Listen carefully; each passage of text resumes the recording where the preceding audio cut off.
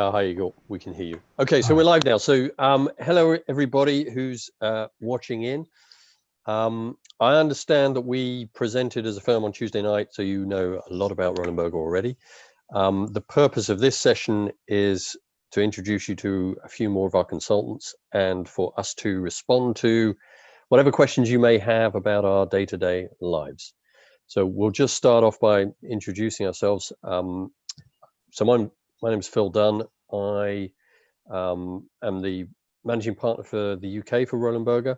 I'm an engineer by training. I started life a long time ago building missiles for British Aerospace. And then I got into the automotive industry working for Michelin, where I was based in France, initially designing machines that made tires, and then in manufacturing. I ended up running part of one of the plants down there. Then came back to the UK to go to business school, and I got into consulting after business school, working initially with A.T. Kearney, and then with Roland Berger. Well, actually, and then I worked with EY. I was actually going through my Kearney days. I did a lot of work from a sector perspective, doing automotive and aerospace type work, a lot of performance improvement, cost reduction type work with the big OEMs, a lot of strategy work for the supply base. And I headed up the UK private equity practice. I headed up the global merger integration practice, and I headed up the UK business in the end. Then I went to EY on the leadership team for their transactions business. I had a specific responsibility for building up strategy consulting there. So when they bought Parthenon in the US, I headed up EY Parthenon, and they bought up OC&C in various European countries. I enjoyed that for a while, but then I joined Roland Berger. So as I say, I'm managing director in the UK, and I have specific focus around the automotive practice and general industrial, basically. I'll stop there. Olga. Thanks, Phil. My name is Olga Talanova. I'm a principal in London office, and I'm working in retail and consumer goods team. Basically, I'm covering all end-to-end retail and consumer goods topics across Europe. We work closely with German team, with Austrian team, with Swiss team, and also with Eastern Europe. Before joining Roland Berger, I spent a few years in another consulting company. So basically, I'm a consultant in my heart, and all my career was in different types of consulting, in global management consulting firms, and I also started my career in an econometrics boutique consulting. So consulting is really the way you can be happy over the course of your career. So retail and consumer goods is an industry which we aim to grow. So there is a lot of focus on this, and it's quite a new and very important new area for Roland Berger London especially. So I'm happy to be here and happy to answer your questions, whichever you might have about retail and consumer goods. My background is in economics and finance and mathematics, so I combine the numbers and the business knowledge. So this helps also quite a lot in consulting. Basically, with industry specialization in retail and consumer goods, my functional specializations are very, very numbers driven, such as supply chain and advanced analytics. So this is also quite cool when you can take whatever you learned at university, whatever you learn at online courses, and apply it at your real work. So I'm also happy to talk about this today if you have any questions. So I'm a principal right now. At some point, I'm hoping and planning to make it to a partner and drive the retail and consumer goods business further, because this is very important, a very important segment in the UK. There is a lot of potential for improvement, and this will be definitely one of the areas within which we will be focusing within our office. So I will stop here, but would be happy to return when you have questions. Before we pass on to Ilgit, I just should have mentioned that when you submit your questions, pick somebody to answer the question, direct it at one of us, and so that we can spread it around a bit. We'll probably all chip in and talk over each other, but at least try and pick one of us. And then I think Chris Wu, who's organizing this, is going to read those questions out at the end, if that's clear. Okay, sorry, over to you, Elgit. Hi, this is Berger. I joined the firm around 2 years ago. Background-wise, I'm a mechanical engineer, born and brought up in Turkey. As I said, I joined RB 2 years ago. I joined from another consulting firm, like Olga, like Phil in this case. Most of my career was in consultancy. Within consultancy, I specialize within RB as well. I specialize in private equity transactions. So I've done less of operations or less of strategy work, but primarily private equity transaction work. And within that, I do specialize in financial services, fintech, or other technology businesses, like things like we've done diligence for N26, a digital bank. You may have heard of it. And then quite niche specific trade risk management solutions. As I said, majority of my time has been going and working with private equity clients. So it has got a different twist than a normal strategy consultancy. My projects are usually 4 weeks maximum, unlike a strategy project could be months. But happy to talk about it if you have further questions. Ilgit also has a sideline in garage refurbishments. This is the cleaned version, if you remember. Charlie, over to you. Yeah, hi everyone, this is Charlie Jackson. So I've been with Roland Berger in the London office for about 4 years now, and now at our senior consultant level. So to put it into context, usually start at the junior consultant level, as you've probably been told, then consultant, and then on senior consultant and project manager, principal partners, and you've heard from, I guess, the levels above so far. So I'm originally from Yorkshire, which you might be able to tell from my accent a little bit. I did an integrated master's in Oxford, and I was lucky enough to be part of the internship here at Roland Berger in 2015 in my penultimate year, and essentially really enjoyed the internship and took up the full-time role the year after. So I started in 2016, and yeah, I've really enjoyed working here since. The office has gone through quite a few changes since I've joined, and I mean, the reason I'm still here today is because I really enjoy the work we do and the people, and hopefully I'll get to talk a bit about that later through some of the questions. In terms of the kind of work that I've done, it's probably about 50-50 split between strategy work, which a lot of my experience has been in the defense and a little bit of healthcare sectors. And the other side is working with private equity companies doing commercial due diligence projects. And through that, I've worked on a very large range of industries, from waste management to aircraft to software to marshmallow retail to any number of things. So quite a vast variety of industries there. So yeah, great to speak to everyone and look forward to some of the questions later on. And I'll hand over to Adam. Hi guys, my name's Adam. I'm a consultant in the Roland Berger London office, where I've worked for 2 years, primarily supporting investors on transactions, so working with Ilgit quite a bit actually recently.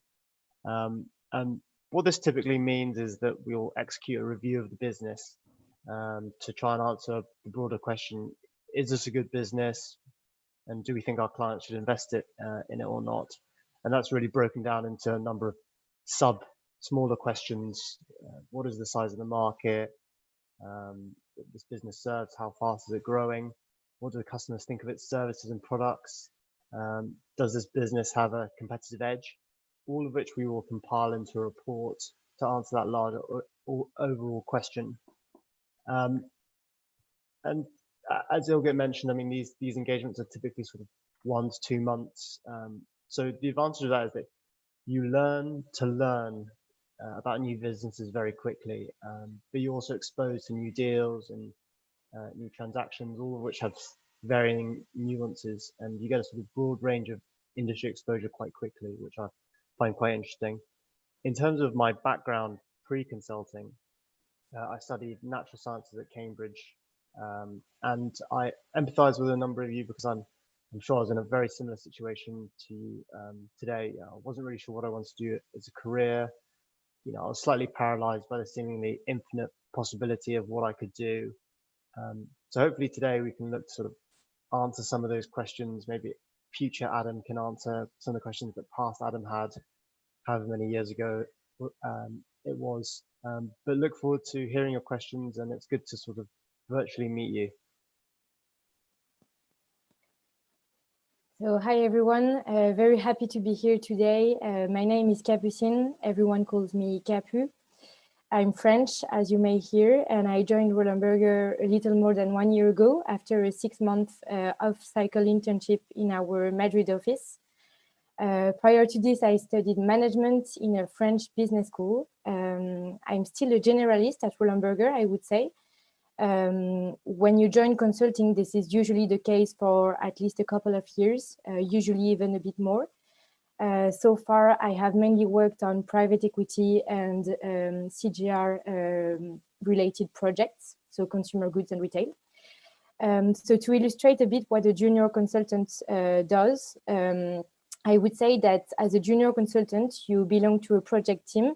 So it's usually five consultants, and you own a distinct aspect of the project, as Adam just mentioned.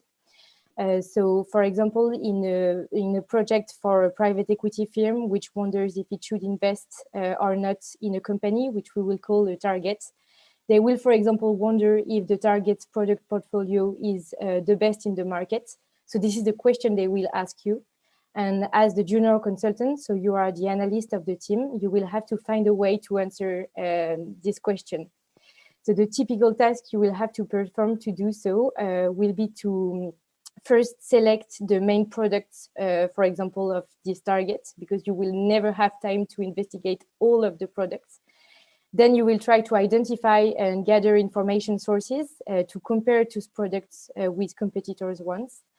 So you will do a lot of desk research, so internet research. You will interview a lot of the target's customers. You will talk to market experts. You will investigate online forums.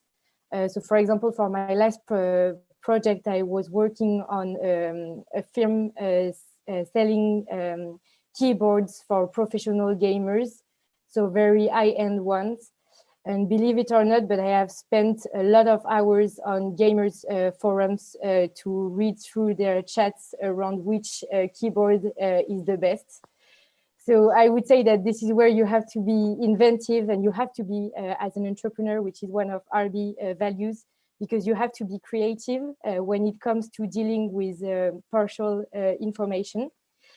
So then you will interpret and you will analyze the data, and finally you will present it to your team and to your clients.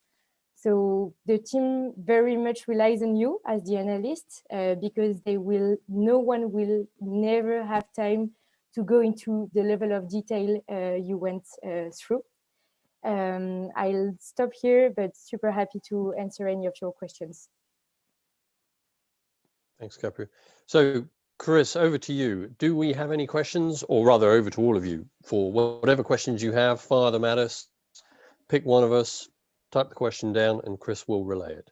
Yeah, sure. Yeah. So anyone, if they have questions, put them into that. But yeah. So I actually have 1 or 2 questions to start. So one of my questions is for Ilgit. So I think you mentioned you were a mechanical engineer, right? And then now you're in kind of the fintech space. So why did you choose something like consulting or fintech over a traditional engineering role? Because I know a lot of traditional engineers, they go into either tech firms or something like that.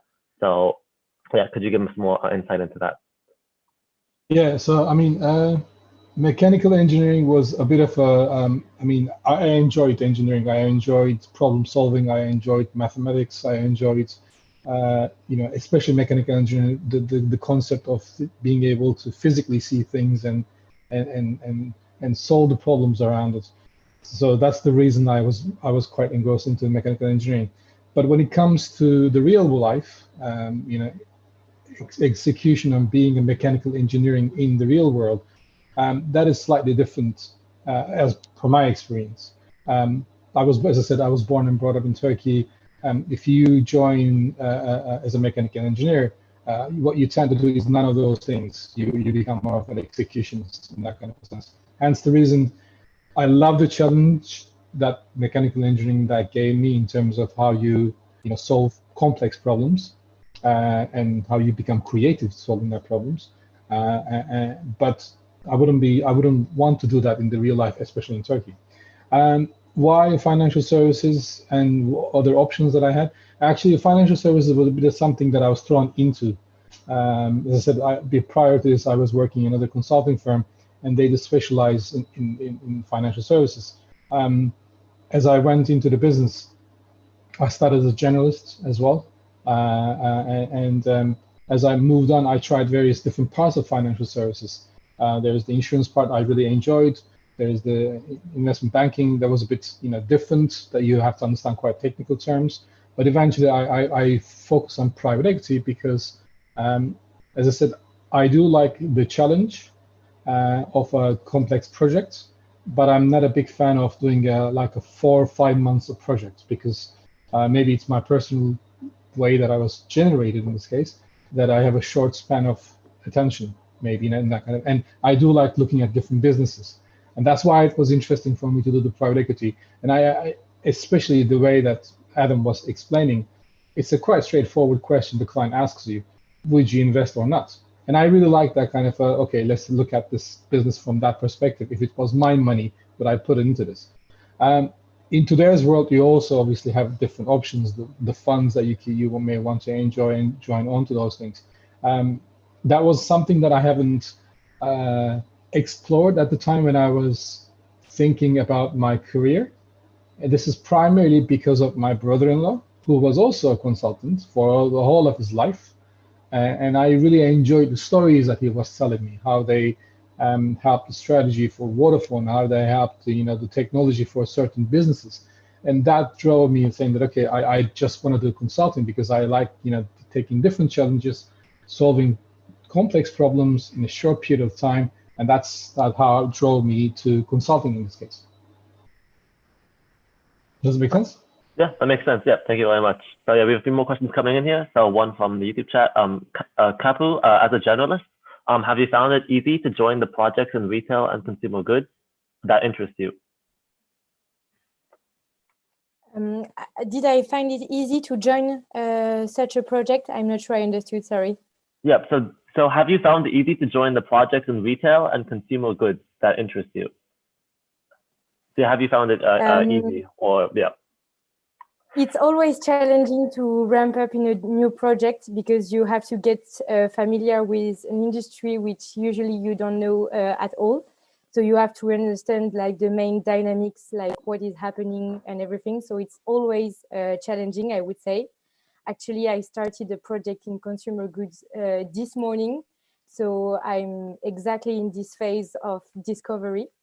So it's always challenging, but also always exciting and something that I find obviously extremely interesting. Right. Yeah. Good answer. Fair enough. Yeah. I think so it's always it's going to be a challenge. Okay. Fair enough. Okay. Moving on. Next question. Olga, could you kindly share some specific cases you're working on in the consumer goods industry? Of course. Very happy to talk about this. As opposed to private equity work, my work in retail is typically quite long. I work on classical strategy projects, which are around 2-3 months. So it's already longer than 1-2 months. And strategy means a recent example is an import unit of a leading Eastern European retailer. Import unit was importing fruit and vegetables from all over Europe and from Asia and from Central America. So basically you need all this ananas, pineapples, bananas, everything to come to your stores. And there should be a strategy, how to do it, how to set it up, how should it be working financially and operationally, what are the responsibilities, what are the KPIs. So this was my recent project for 2 months, and the output of this project was a strategy document, which was approved by management board of the group. And now, based on this strategy document, I'm pitching an implementation, how actually to make it happen. And as opposed to classical management consulting, I also do implementation work. So not just a strategy document which you put on your table and it sits there saying, okay, great, I have a strategy document. But actually, I'm trying to bring it further. And I have a few examples of large transformational projects. For example, I have spent 1.5 years doing a fresh transformation in Portugal for a leading Portuguese retailer. What is fresh? Fresh is fruit and vegetables, meat, fish, bakery. And fresh is very important for consumers, because you enter a store, then you smell this nice taste of bread, then you feel good and you want to buy more, and then you come again. So it's very important to work on fresh projects. And basically the project includes everything to make your consumers happy with your fresh products.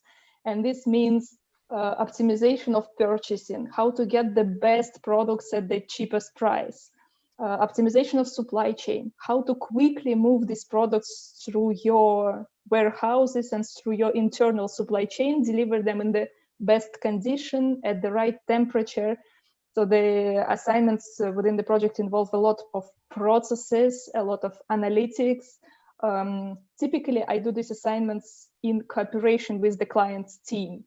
So, for example, in my current project, I have a team of consultants working hand in hand with a team of clients. We have a few work streams: operations, these are the stores; supply chain, these are the warehouse and logistics guys; then commercial, these are the guys who are doing buying and selling and negotiations with suppliers; and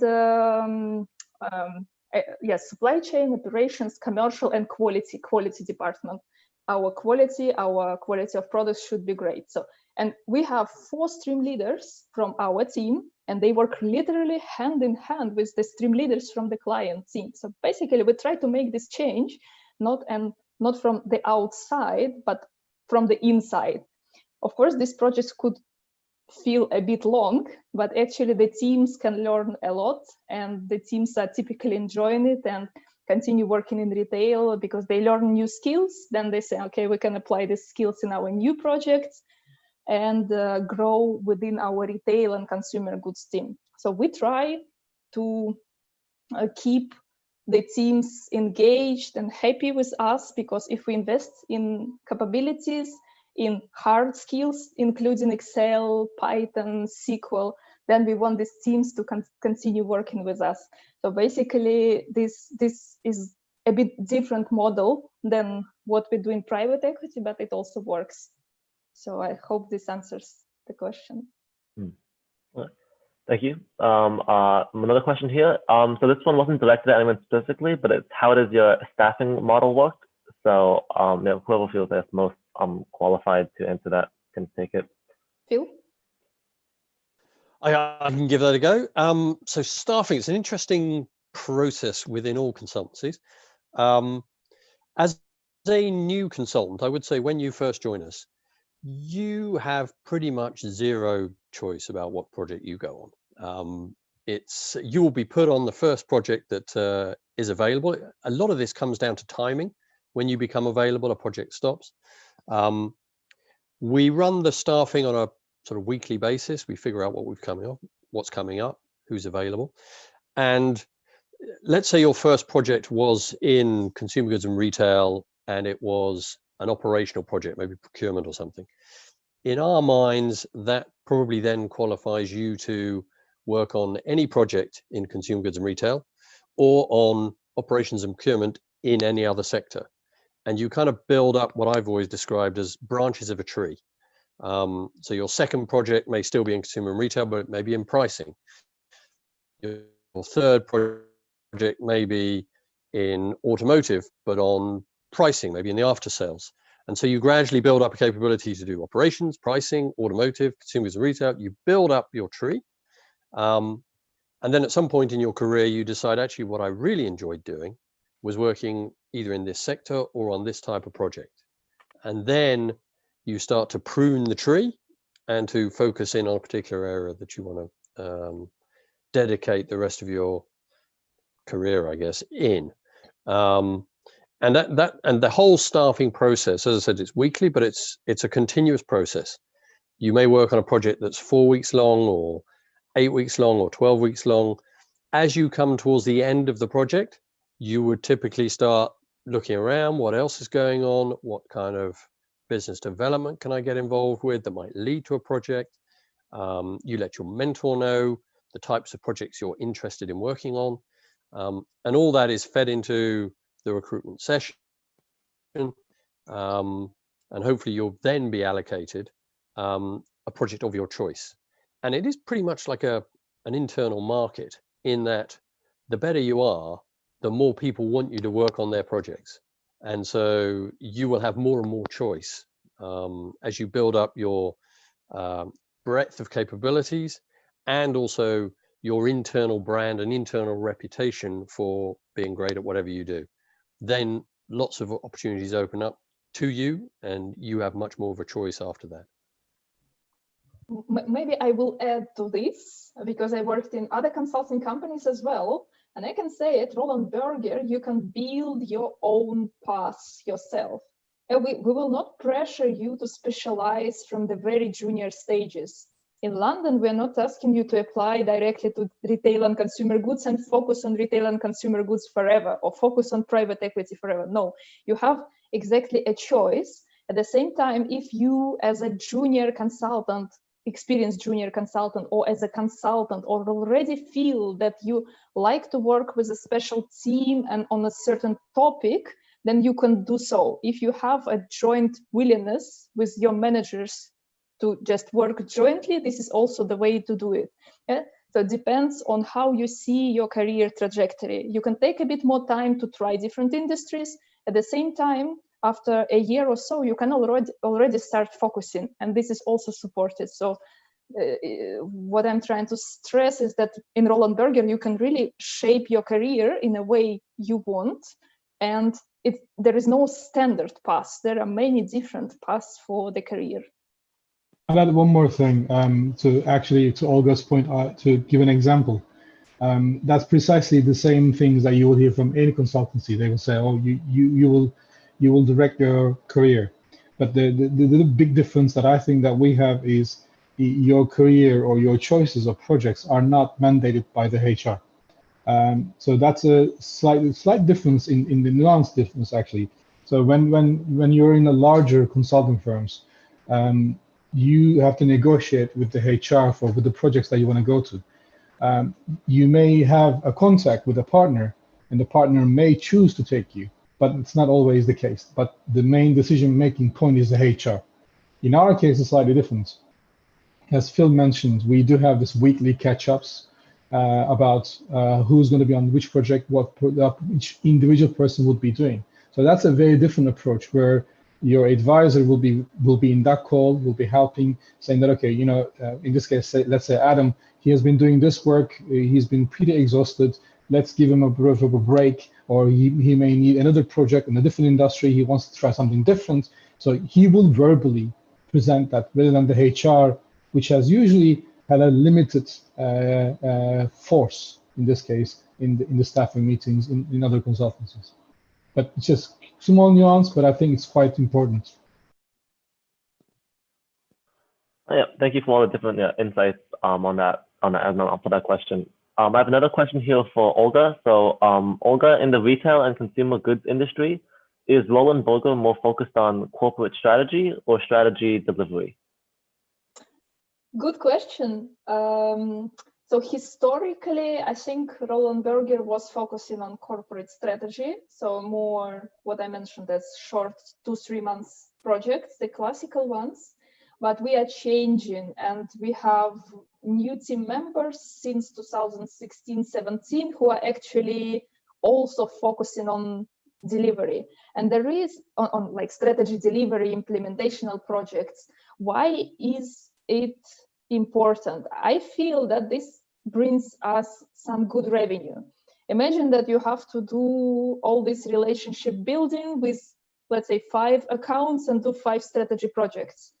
This will be a lot of overhead, a lot of communication, a lot of alignments of contracts, a lot of relationship building, so a lot of effort with an okay, but not that high return. At the same time, if you have an account which you develop over years and work with them on large scale transformation projects, this can be quite a sustainable source of revenue. You build your team, you build your long-term relationship with the client management team, with the client operational team, and you can do more with lower effort. But we still do both types of projects. I would say that in Germany, it's one of the central hubs for consumer goods in Europe. In Germany, we still do quite a lot of strategic projects. Maybe half of them are short strategy projects, and half of them are more long-term related projects. But I do both. Thank you. So this question is not directed at anyone individually again, but please, could you give an example where Roland Vogel has used entrepreneurship to differentiate itself as a consultancy? So again, whoever is best to answer can take it.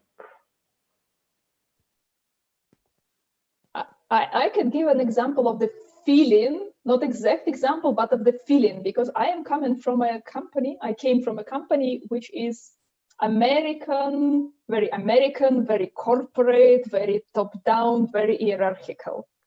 And entrepreneurship, this spirit of entrepreneurship is in the air of Roland Berger, because here I feel that I'm not constrained by all this bureaucracy and by all this hierarchy. So if I want to implement something, for example, if I want to run a training for my consultants, to allow my consultants to do advanced analytics themselves and not to hire subcontractors, I'm just going in and doing it, and I'm getting support from leadership, and I'm getting support from my team members, and that's great.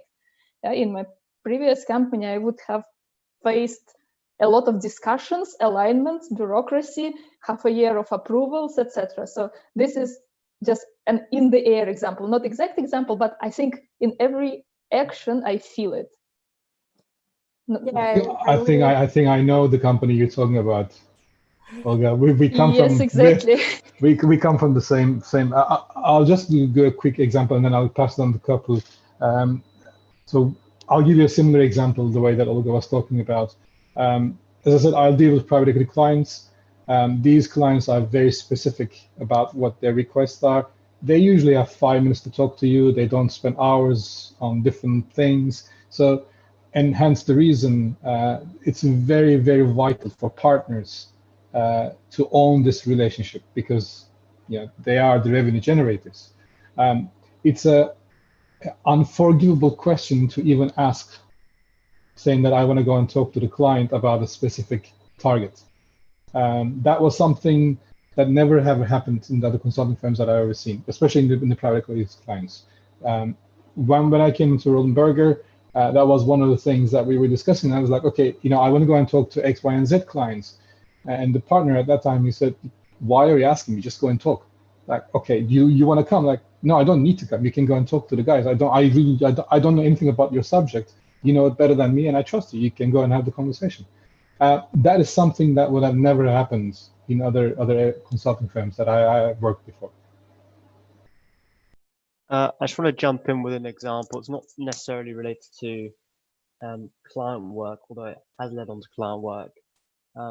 One of the benefits of Roland Berger is it's big enough that you have complete industry coverage, but it's also small enough to allow you the flexibility to do what you really want. And I think that's probably pretty well demonstrated by the thought leadership within electric aviation that the London office has produced. I mean, you can go on the website, you can see the material we've produced on when we believe electrical propulsion to be developed, and that's that's something that's been entrepreneurially driven. That's been something that's driven by sort of people who are passionate about sustainability, about planes, and that has eventually gone on to win us work with a number of clients who have read our material, been interested in what we have to say. So I think that's not necessarily a case of being entrepreneurial with a client, but it has been being entrepreneurial, which has then led us to getting clients. Kapu, did you have an example? Yeah, I just wanted to add that to me, this is something we feel in the fact that I would say that Roland Berger is much less processed than its American competitors in general, and that this is something that very concretely you see as soon as you are JC, for example. There is no rule such as you have to be here for 1, 2, 3 years before talking to a client. So when your team, your project team feels that you're ready, when you have proven that you deserve it, that you're reliable and everything, they will expose you. And there is no, like, I would say that especially as a junior, this is something that you feel, the fact that it's much less processed. Yeah, I think I was actually going to make a point very similar to the one Kapu just made. I think really the size of the office and the way we work means the opportunities aren't limited to what we feel is right for your specific level. It's limited by what the partners and people think that you're capable of doing. And if you're good and the partners can trust you and you can prove to them you can be trusted, then really the amount of experience can get, there's no real ceiling on this, which I think is why it's a really great place to learn.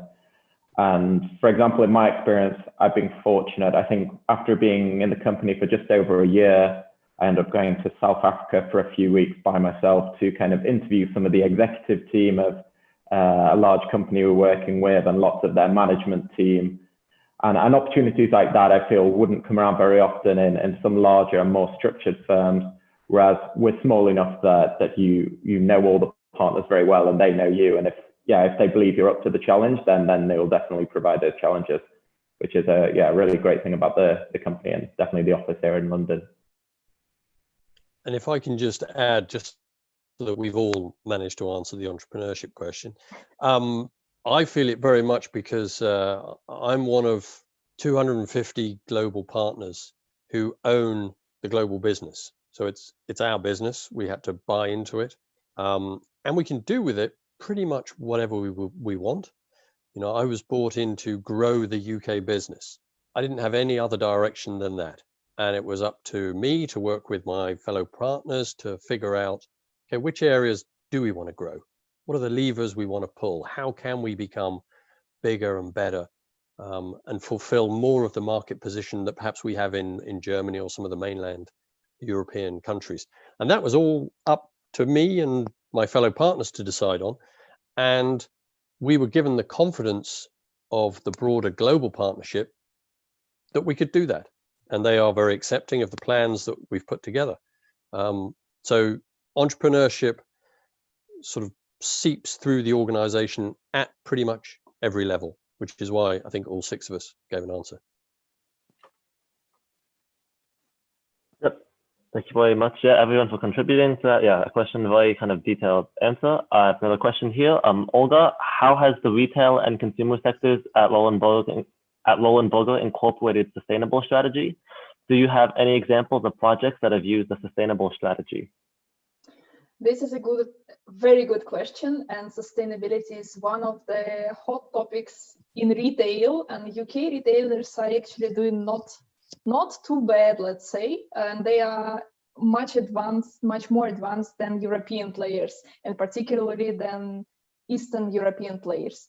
A project offering and product offering on sustainability is something that we are developing as we speak, and I would say I'm pitching one currently for a UK player in healthy food, because they are all about healthy lifestyle, sustainability, but they are, for example, not communicating about this. And my discussion with them is about not just doing some things and doing the things right, but also communicating about these things. But if I'm honest, this is being developed. Yeah, this is very important, but this was not considered as a quick win in terms of money generation. Yeah? When you work in retail, you first want to get your numbers. Yeah, you first want to get your money right. You want to get your EBITDA. So you want operational efficiency. You want great assortment. You want sales up. You want optimal costs wherever you can. You want best product. And then once you achieve this level of maturity, then you try to work on this more. They are very, very important, but they are not bringing money in the short term. So it's very difficult to get a buy-in from the teams that they should invest time and money and effort in this kind of things. And I'm also in discussions with my Eastern European client about the same topic. But actually, I will share this example. I received the survey from consumers about freshness perception. And the factors which consumers reflected were if the store is clean, if the personnel is friendly, product quality itself, layout, something about care about customers, and then there was a sustainability. And then I took these points and started the discussions with management. Yeah, and management, of course, obviously took all the 5 points because it's very quick and self-explanatory how to convert these first 5 points to EBITDA. But when you talk about sustainability in retail, everyone understands that, yes, this is important. But I feel there is, at least outside of the UK, there is a resistance to invest time and money into this because it's more long-term value. Yeah, this is not immediate impact to EBITDA, and management more talks about it, but it's not yet in the implementation stage. But in the UK, there are retailers who are quite good, and I'm using them as benchmarks for all European retailers. For example, Marks and Spencer is communicating a lot about sustainability and doing a lot about sustainability. Sainsbury's, also a great example of this reusable bag, the program of zero waste, the program of recycling all the uniforms. So this is all good, and this is very advanced. But in Europe, I mean even Germany, we are quite behind. I think I got a bit distracted from the main question, but the main answer on the question is yes, this is important. But when it comes to projects in retail, it's more about discussions, thought pieces, articles, but not real projects yet. Just to add to that, I've actually got a call in 17 minutes time with a client, which is a UK-based meat processing business. And it's a procurement, it's an operational project. One of the main criteria is to lower the cost base of their all of their bought-in materials, all of their supplied materials. But one of the criteria we've got to consider throughout the project is, are they getting a more sustainable offering? Are they getting an offering that will help with some of the global trends around healthy eating, that will help them to make their case as a food producer when they're trying to sell through into the retail outlets and to the eventual end customers, that they are sourcing product that is sustainable, healthy, whatever else. Although, as Olga said, they will keep an eye on how cheap it is as well. That's still their main criteria, but they do want to know there's a broader story around it. Thanks, Phil. Great, thanks. Another question here. So it's talking about Olga again, but again, I think this is a more general question. So could you kindly share your insights about how COVID-19 affects supply chain and sectors that you operate in as well? Good question. I will start, but I think everyone could contribute because we have published quite a few papers on the impact of COVID. So I will start with retail and consumer goods. With retailers, I would say it's okay. It's much better than in some other industries. Yeah, retailers were under pressure in the very beginning when there was a spike in demand, and right now retailers are also suffering from this spike in demand. So, of course, all the systems which you have for demand forecasting and for supply chain management for ordering of products, they didn't work because this is an outlier. Yeah, this is a strange situation which you hope will never happen again. So you have to plan it manually, and you all probably remember how in the UK all these Tesco's and Morrisons limited the number of items purchased by any customer. And actually, right now in September, there was an announcement that Tesco and Morrisons also limited some items like toilet paper to 3. So this is a huge stretch on supply chain. You cannot plan ahead because typically how you manage supply chain, you do a great forecast, then you smooth your volumes over time, then you plan your capacity, you plan your people, you plan your trucks and everything. And now it's all about uncertainty. And whenever it comes to uncertainty, it's a huge cost. When you have to manage your warehouse capacity or trucks or people on a short notice, it's a huge cost. Where to take these trucks? Where to hire these people on a short notice? This is a lot, huge money. So if it comes to new normal, yeah, there was an increase in OpEx because in retail there are now new procedures for safety. They have to clean all these trolleys and everything. They have to wear face masks, and they had to also put some cost into equipment of the stores, all these arrows, one-way entry, etc. So there was an increase in this. And in addition, during COVID time, there was an increase of OpEx because, yeah, if you want your people to work at risk, then you have to pay them, you have to compensate them. But I think retailers are in much better shape than many other industries. So for example, in retail and consumer goods team, we also cover leisure. Yeah, all these Marriotts of this world, this is in a disaster, frankly. Yeah, so depends on the player. I can comment from the automotive industry. Yeah.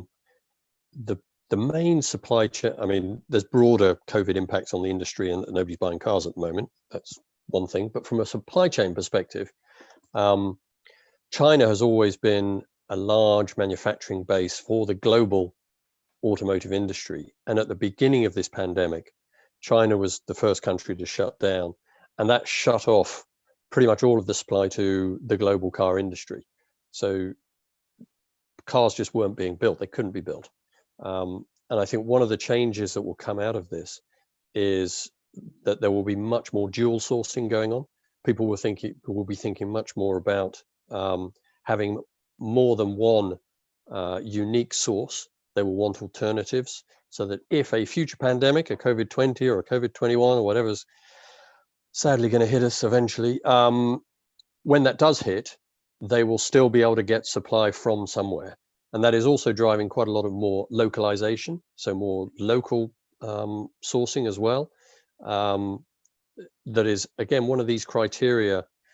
You know, the capital world had gone to we'll get the cheapest stuff from the cheapest source we can possibly get it from. That was the main driver.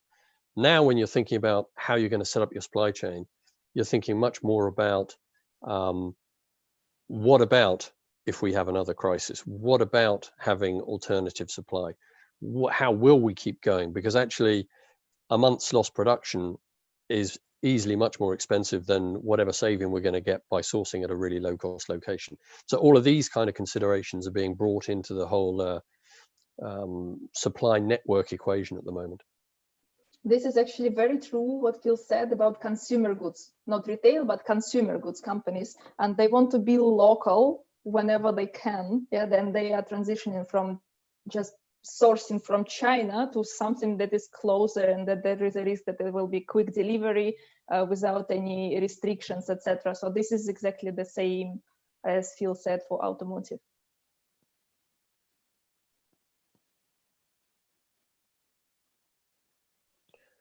Chris, if you're asking questions, you're on mute. Yeah. Oh yeah, sorry, yeah. I was just wondering if anyone else wanted to say how COVID had impacted the industry. But yeah, that's fine. So yeah, okay. I just have one more question, I guess, myself. So as you know, a fourth year kind of graduate, what advice would you give kind of a graduate or a final year student to kind of what skills would they need? How would they really succeed in getting a job or applying to Roland Berger, or in general that transition from university to kind of the working world? I should leave that to somebody who's just transitioned from student to the working world. So that's probably Kapu or Adam, probably closest to it. It's too long ago for me. Yeah, so I can at least start. So I would say that we look for people who have so professional qualities like being structured, having a lot of rigor, being organized and being reliable. But most of this, I would say that we are also looking for individuals with nice people to work with. So I would not underestimate the fit part of the interview, which is the first part of the interview where the interviewer tries to know a bit about you. So we are looking for interesting people with whom we will spend a lot of time. So getting along very well is also very important. I would say something in addition to Capu's points, I think if there are opportunities available at Edinburgh, like consulting clubs, consulting societies, they are all fantastic platforms to get a taste of what consulting might be like and see if it's for you and if you enjoy it. And two is to start developing some of those skills. So thinking you might be set a completely ambiguous task, like we've got to help this charity, and then you've got to define the problem, you've got to break it down into sub-problems, think about how you're going to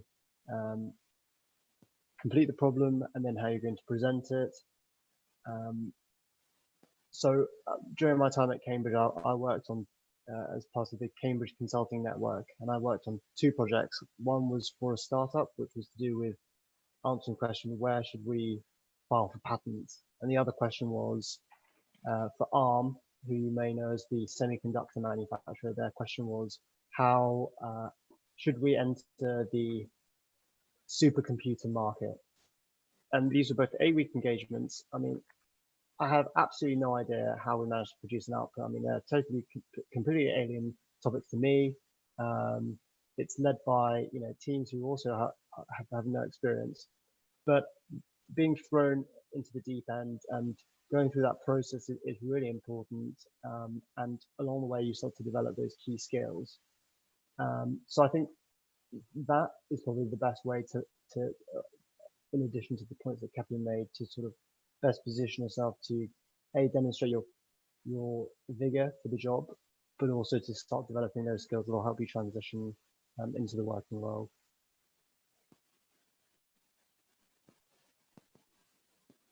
Great. And I think we have one last question in the chat for Phil. So Phil, as a partner at the company, what is your experience of inclusivity and diversity at this level in the company?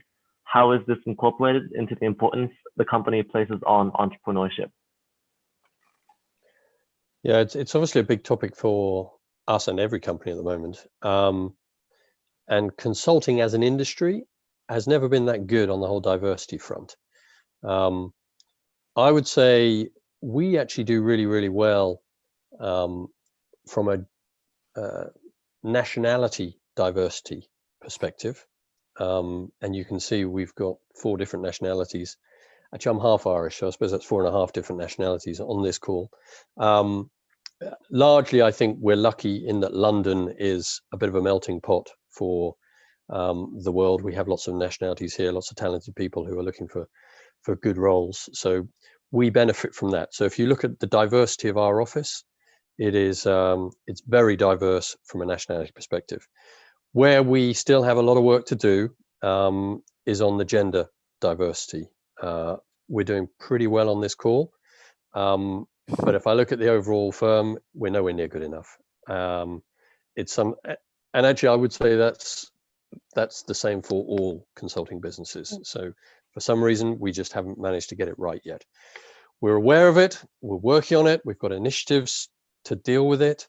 Part of my role is to grow the partner group, and we put out an offer this week to a new partner who is a woman. There's another one who I'm hoping to get an offer to next week, who is another woman. Both excellent. So I'm hoping we'll get both of them to join us. At the junior level, there is absolutely no reason why we shouldn't have a 50-50 gender diversity as people join us. Absolutely no reason at all. And so we are going to work really hard on getting that bit right. From an inclusivity perspective, we have lots of global organizations. We have Women in Roland Berger. We have the lesbian, gay, bisexual Roland Berger Association as well. So there's lots of inclusive organizations set up to try and facilitate this broader diversity and inclusivity perspective. But I would say we've still got a way to go, to be honest. Right. Yeah, thank you. And yeah, I think we are just about coming up on time. So I just wanted to say, usually for this session, we usually we leave it up, or if you want, we can take it down afterwards. Would you be okay with us leaving it up for people to view later, or would you prefer to have it taken down? No, I'm fine for you to leave it up. Yeah. Okay, sure. Yeah, we'll do that then. So, yeah, other than that, yes, there are no more questions yet. Any, I guess, final remarks from you guys, and then if not, you can just wrap it up here. No, just thank you all for the interest you're showing in us and the firm, and we look forward to receiving your applications. So thank you all very much. Thank you. Okay. Yeah, cheers. Thank you guys for taking the time and speaking to us today. So, yeah, other than that, have a very nice day, and yeah, take care. Cheers.